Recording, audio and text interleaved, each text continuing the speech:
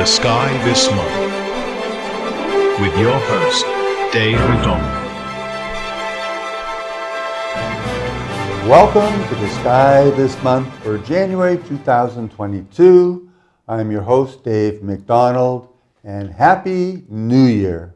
And the new year starts with amazing celestial delights as always. And just to give you whet your appetite, towards the end of the show, we'll be talking a little more detail, but Mercury and Venus are going to be changing positions in the western sky. Not only that, but Venus is going to say goodbye to the evening sky and is going to miraculously appear in the morning sky. How about that?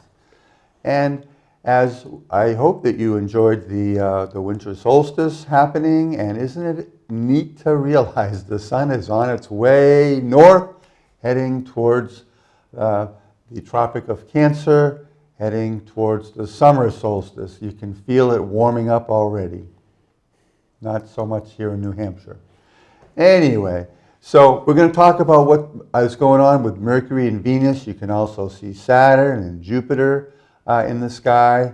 And speaking of January and contrasting it with the summer solstice and thinking about July, you might be wondering, well, it must be now that Earth is furthest away from the sun. Well, such is not the case. Check out this little diagram here, and you can see that, as a matter of fact, in January, and it's right around January 4th, that Earth is closest to the sun. But you can see the difference between the July aphelion, which aphelion, helion relative to the sun, helios, the sun, and the A, or ap, I always think of the word away begins with A, and aphelion is away from the sun, and perihelion is when Earth is closest to the sun, and that happens January 4th. But you do notice the tilt of the axis of Earth is away from the sun in January, and it's tilting towards the sun in July. So that's the major item that causes it to be warm in the summer, is the tilt of Earth's axis towards the sun. And you might be thinking, well, is it true then that in the southern hemisphere the summers are a little warmer, a little more toasty? Well, that's what you might think, and I thought that too. Did a little research, and turns out there's no significant difference. So, kind of cool. So we've got lots of things to show you in the night sky in a little bit, but I'm happy to welcome back to our show Adam Krasnecki, and Adam is home from Clemson University, and welcome back to the show, Adam. Thank you. Glad to be back as always. As always. And so I mentioned to you that Venus is going to be changing from evening to morning, but also in the morning sky is the planet Mars. And the thing that I love about Mars being back in the sky is when you look at Mars, which is, you're going to be finding it before the sun comes up, is that we have stuff up there. We've got two rovers alive and well. Curiosity is alive and well. Perseverance is alive and well. We're going to be talking about that. We got a helicopter up there, Ingenuity, and it's an amazing place. So I love looking at Mars up in the sky and just imagining what those guys are doing up there. So Adam, give us an update. What is up with Perseverance, which landed February 18th this year, or I should say last year, 2021. So what's going on, Adam? So there's been a lot of really cool things since the new Mars rover has landed. I think personally one of the most interesting things is the helicopter Ingenuity that is on the planet Mars too. It came with this rover. And importantly, I think it's interesting because it was a real feat of science and engineering to even allow something like that to exist, to have something that flies on a planet where the atmosphere is 1/100th of what we have on Earth here. So the blades need to really spin to extreme speed. There's actually two sets of blades, and the two of that combined allows it to actually generate enough lift to fly. And I have an interesting little side note that because we weren't talking about Ingenuity last month, but we are obviously now. But December 17th last year. December 17th, 2021 was the Wright brothers' anniversary of their flight in Kitty Hawk. And I want you to know that there's actually a swath of material from the original Wright flyer, roughly 2 by 3 inches, something around that size, kind of rolled up and sealed and held on with, I think, 6 cable ties, so it doesn't go anywhere, underneath the solar panels of the Mars helicopter Ingenuity. So isn't that neat? The first object to fly on Mars or any other world besides Earth, an aircraft, a helicopter, has a piece of the Wright brothers material there. So, sorry to interrupt, Adam, but I just thought of that. No, I think that's pretty awesome too, and the fact that they kind of like used it to pay respects, sort of to commemorate the first flight on Earth with the first flight of another kind like that on another planet, I think is a really interesting way for them to do it. Anyways, other things that the rover has done in the meantime is that it's been doing a lot of sampling. It has, you can see on the screen, all sorts of different instruments that they're using to take all sorts of different readings from the environment that it's been around. The bedrock that it landed on inside of Jezero crater, they have determined that was formed from magma at one point. And according to NASA and JPL laboratory at NASA, they have decided that they are going to be able to use this data to try and date some of the other formations that can be found around the planet, including the crater itself, to get an actual date of when those things were created and hope to learn more about the geological past of Mars. And along with that, the rocks inside the crater where it landed, they've also determined that they have interacted with water multiple times, and that they have actually have organic compounds inside of them, which I think is really interesting. That could be somewhat building blocks to life. And another thing that they're doing with it as well is looking for microscopic samples of ancient life, because there are plenty of theories floating around out there that Mars once had life on its surface, maybe at the molecular form, or what's the word I'm looking for? Microscopic, cellular. Cellular form, yeah, single-celled organisms, exactly. That's what they're looking for, and there could be a good chance of it due to the organic compounds that they're finding, which have also been cross-referenced with the Curiosity rover that detected similar things when it was alive and well on Mars. Yeah, and in addition to that, once again, the helicopter, I thought it was very interesting that it's reached a top speed of 22.37 miles per hour, and it's already flown 17 times. So I think that's some very impressive engineering by the team at NASA. And the neat thing also, from what I understand, is after they, got some experience with the rover, so to speak, under their belt, they were actually able to fly and go places and see things that the rover couldn't. Right, they're using it to its advantage, sort of in a way that they can use that to its strengths where the rover can't go, and use the rover where it would be better instead of the helicopter. But it's sort of another tool to have in their tool belt and the tools of discovery they have there, which I think is really amazing. Yeah. That's awesome.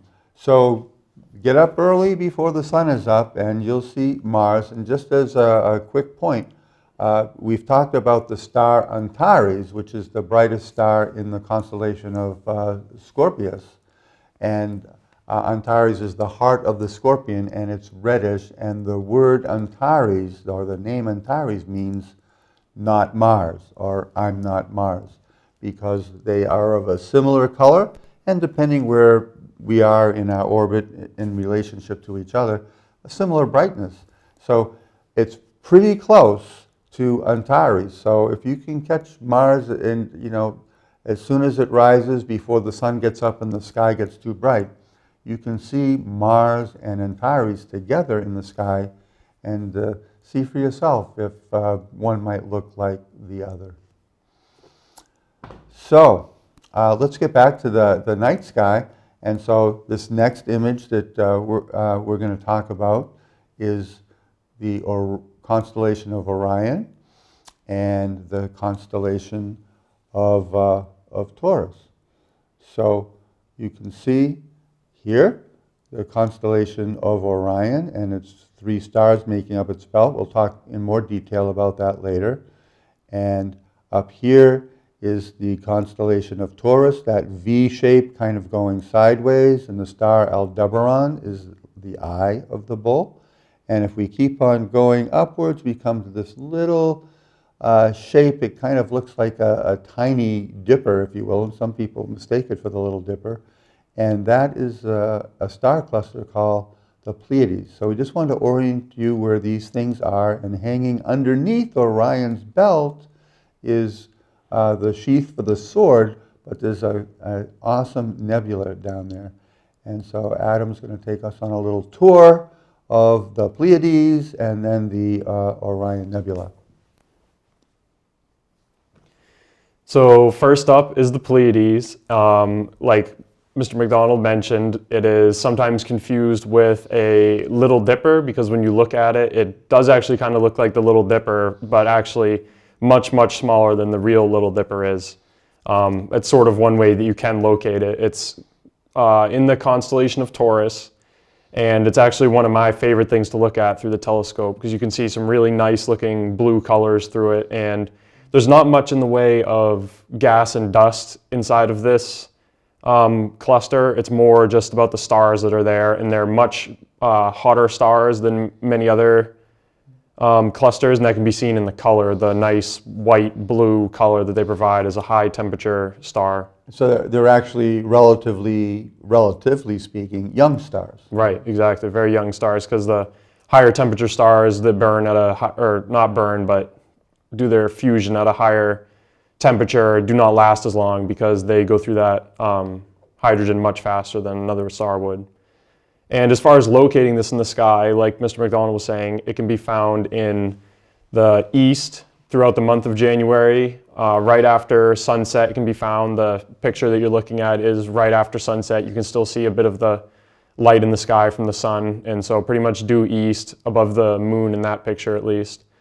You'll be able to find it. It's actually visible with the naked eye if conditions permit. It's not a very difficult one to see with the naked eye. An interesting fact, I think, is that it's called the Seven Sisters, and it's actually the same stars that are on the Subaru logo. So something interesting there.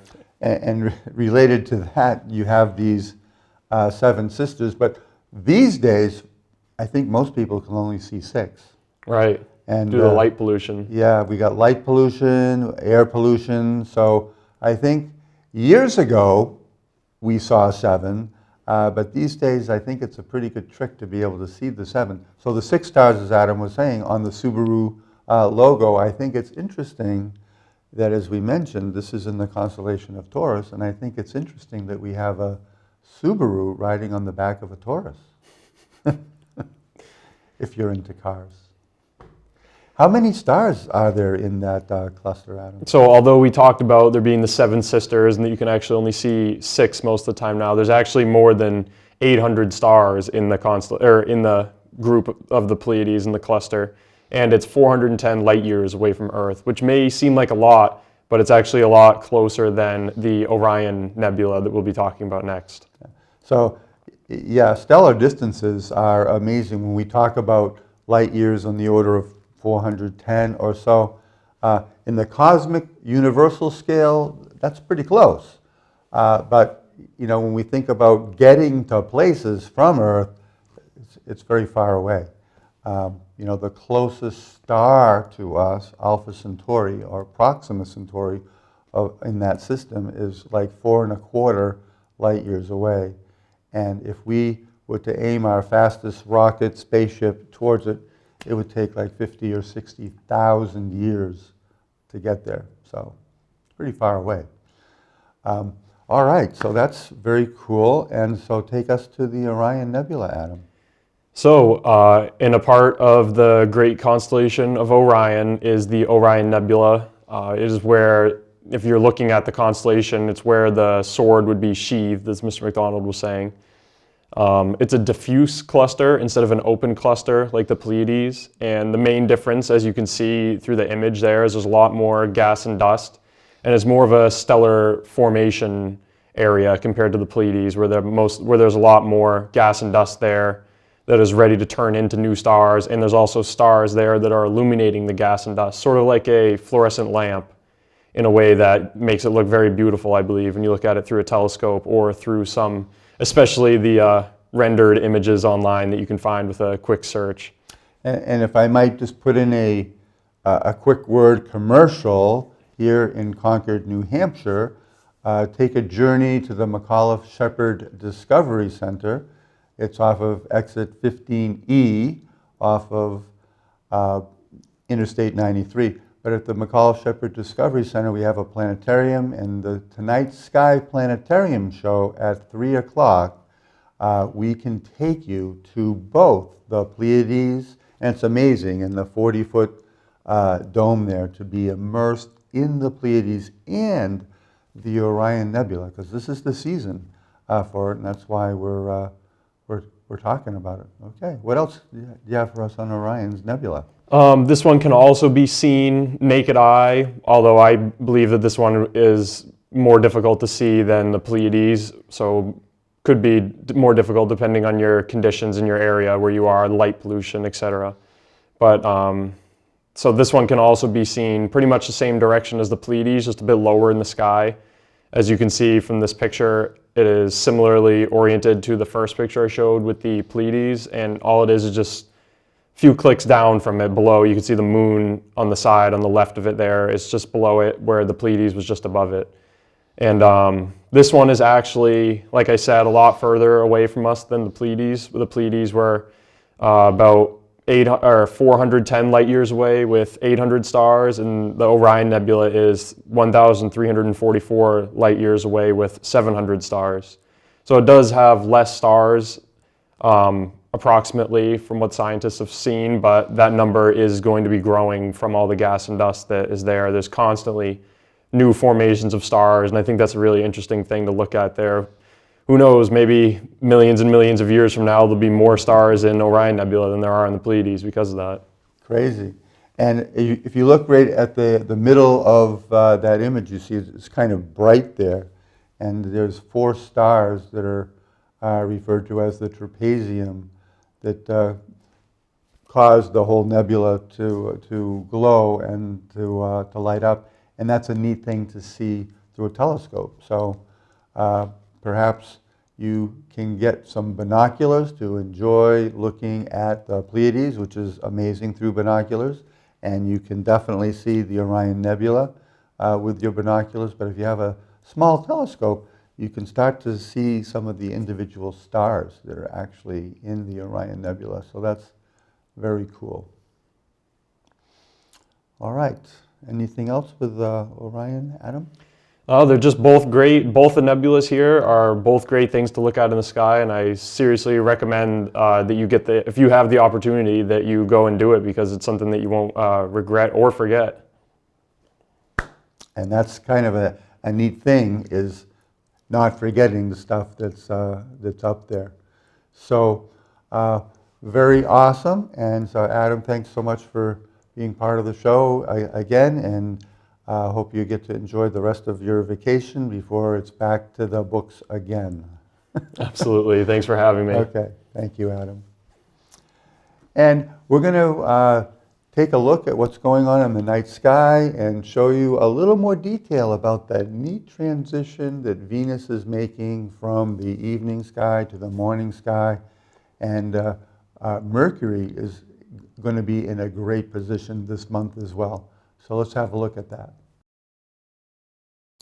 Well, I've got this image here. I want to explain to you a little bit of what is going on with Venus and Mercury, and I want to give a definite shout out and credit to Astronomy Magazine.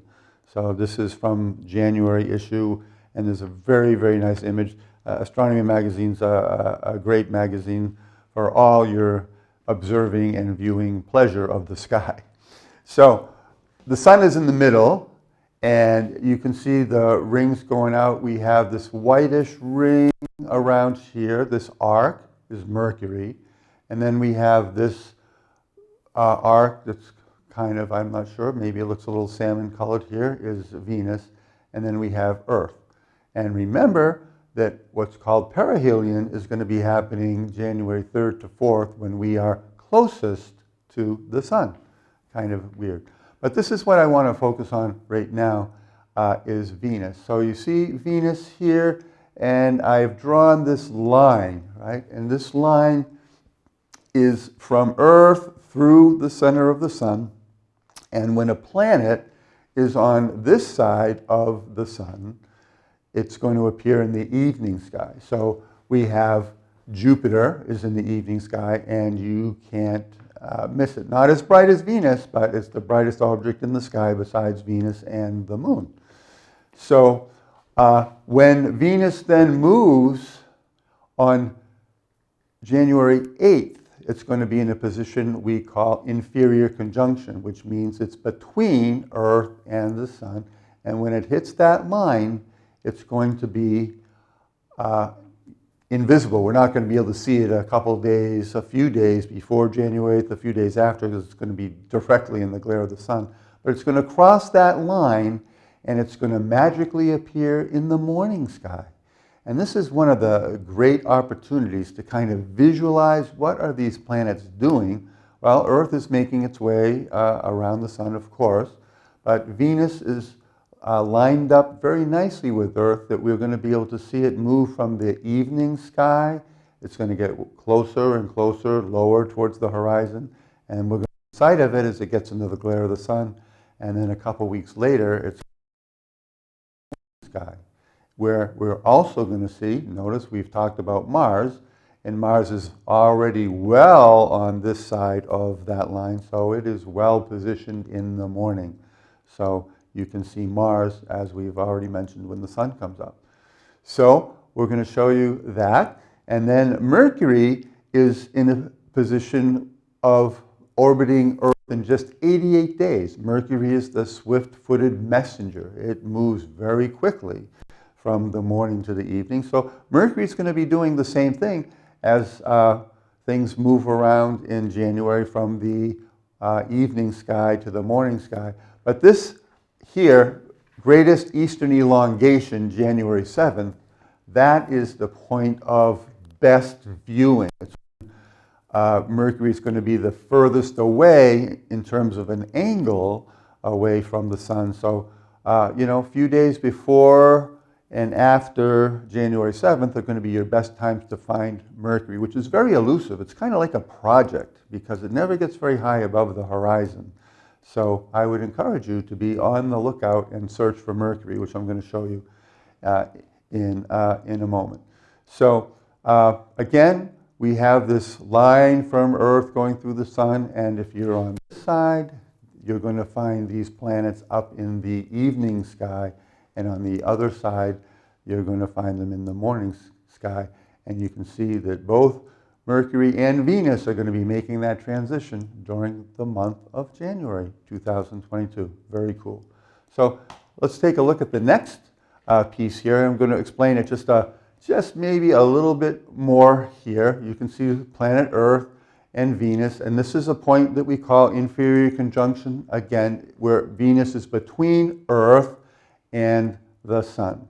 And again, you can see the transition from evening to morning. The planets, as you see from above, so to speak, the planets go counterclockwise around the sun. So Earth is moving this way, and Venus is also going around counterclockwise. Venus is moving faster, according to Kepler's laws. He discovered that, well, the closer you are to the sun, the faster you go. The further away you are, the slower you go. So there's a differential in terms of speed. So very cool. So that's January 8th. But check this out. This visual coming up as we look at the sky, this is in the evening, okay, and you can see there's a nice alignment of the planets. This is January 3rd, and you can see Venus, again, this is at 4:45, January 3rd, and you can see how close Venus is to the horizon. It's just about ready to go behind that tree, all right? And then you can see Mercury is here, and Mercury will be rising a little bit to get a little better off. We have Saturn, And then Jupiter that we mentioned. Jupiter shining at a magnitude of about a negative 2.5 or so.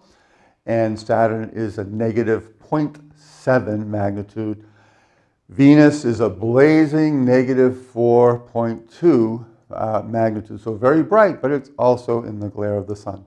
This is January 4th. And as you see the moon here, so as time goes on, the moon moves against the background of the stars from west to east. So you're going to have the moon joining each one of these planets from day to day. So January 4th, we're here looking southwest. Next, let's look at this slide. And now, all of a sudden, what happens? Venus is over here, but notice that we are now looking east. And so Venus has now miraculously appeared in the morning sky. This is January 14th.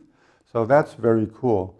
And then, as mentioned earlier, we have the planet Mars, which is in the area. Not terribly high above the horizon, but it will rise before Venus. So you should be able to see Mars against the darker sky a little sooner if you have a low eastern, southeastern horizon, and see if you can also find Antares as well.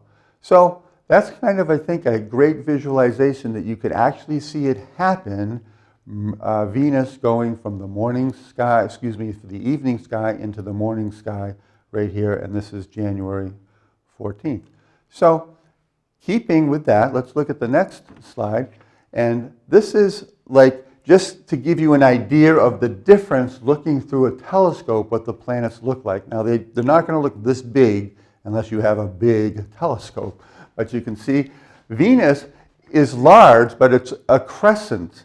And as we get into the morning sky, Venus is going to be very bright, but it's only going to be 1% lit. A very slender crescent, but very large and very close to us. And as the month goes on, it will become 15% lit, but it's going to be moving away from us as well. Jupiter is the next largest that you're going to see in a telescope, followed by Saturn and Mars. Right now, Mars is kind of on the opposite side, away from us, so it's not going to look this big or as nice in a telescope right now, but still worth having a look. So this is just an idea of what the comparison of size might look like if you're looking through a telescope at any of these planets on any given night. Okay, so next, we were talking about earlier with Adam about the Pleiades, and the Pleiades are located right here. This is Orion, and we're looking towards the east, and we're talking about 6:45 or so in the evening. Orion's belt, underneath Orion's belt is that sheath of the sword where the Orion Nebula is located. And see if you can just kind of notice it's a little faint, wispy thing with the unaided eye. Binoculars will bring it out. A telescope is amazing. And remember, as Adam said, that is like a birthplace of stars. I love to say the 3 stars in Orion's belt. Can you say them with me? Al-Natak, Al-Nalam, Mintaka. Okay? And actually, I did it backwards. Al-Natak, Al-Nalam is in the middle, and Mintaka is the upper right as we look at Orion. And Mintaka actually means belt. Al-Natak, Al-Nalam, Mintaka. Very cool names, I think. And they point towards Aldebaran, which is the eye of the bull. You see this V shape representing the face of the bull. And there's if you have binoculars, which is a great thing to have, you'll see a bunch of stars there. It's referred to as the Pleiades. And you keep on going, you come to the Pleiades, the 7 sisters, which you can probably just see 6 of with the unaided eye. But binoculars, a telescope, it's going to be an amazing treat. So those are some great things that you can look at and enjoy in the winter January sky. I hope that you enjoyed the program. I'm Dave McDonald for the Sky This Month.